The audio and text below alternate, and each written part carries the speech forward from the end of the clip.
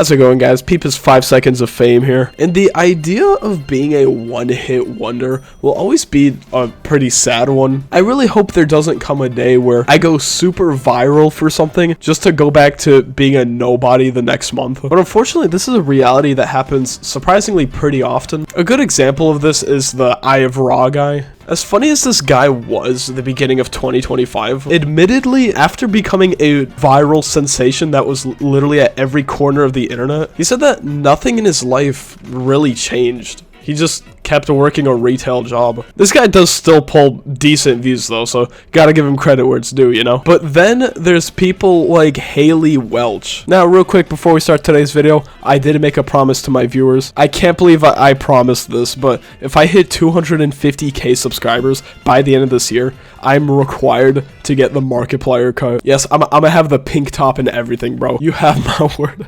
We are bringing this back in 2026, bro. Say less. 250k subscribers by the end of this year. I got y'all. I appreciate you guys a lot.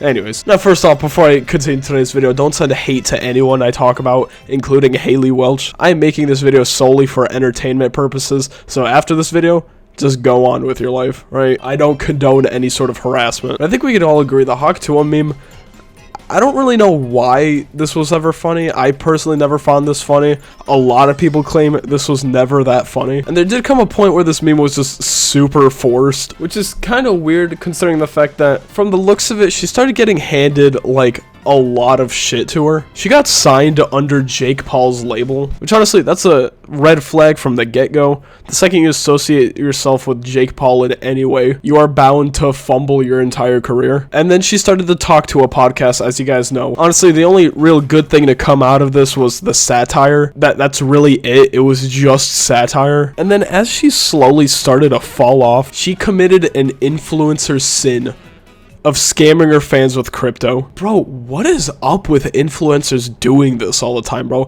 I swear to God, like recently this happened to the 6'7" kid as well. The 6'7" kid started a crypto scam, and then he got banned off of every social media platform for it. Now, there actually is a reason to all of this. If I'm correct, there are these huge crypto companies that kind of peer pressure small influencers like this into starting a crypto just to intentionally rug pull it, and then they intentionally ask these influencers to apologize on Twitter, acting like they didn't know anything, when in reality, it was just all part of the charade. Trust me, this happens a lot in the industry. I'm pretty sure this also almost happened to Kanye, but he just straight up called out the company for this. 1 point Kanye, 0 points Haley Welch. Anyways, I know what you guys are here for. The thumbnail was not a lie. This mainly came to my attention because of people on my Discord server, which you should totally join, by the way. Apparently, the most recent Talk Tuah stream only fluctuated between 9 viewers. Holy fall off, bro. Now, it was supposed to just be a chill gaming stream, right? Holy shit, there's a hornet outside my window. Ladies, autographs after recording, please, thank you. Now, there is no real way to see how many viewers she had at the time. The only way to do that is if you're the one streaming. Like, I can pull up demographics for my streams right now if I wanted to. But you could tell just by how slow the chat is that you could make an educated guess here that there probably was only 9 viewers. Like, this is a very still chat. Look, this is just me moving my mouse around. Nobody is talking this stream. So, just like any other Hawk Tuah stream, the dislike ratio is going to be very high all the time. It's not just for this, it's for literally every video or stream on this channel. She just gets ratioed straight to hell. This is a more of a generous one because usually it's way worse. Like, trust me, it only gets more brutal from here. Only real exception here is the fact that nobody watched this stream. Clocked 2 viewers. She went from having Jake Paul and KSI on her podcast to streaming Fortnite to 9 viewers in less than a year. What is Joey Salads doing here, bro? What? I've never seen a fall off this bad before. This is internet history here. Do you want fries with that? You should start practicing a new catchphrase. Damn. Ouch. Respect for not buying viewers, LMAO. Just start okay, no, come on. At least respect her for not selling out, alright?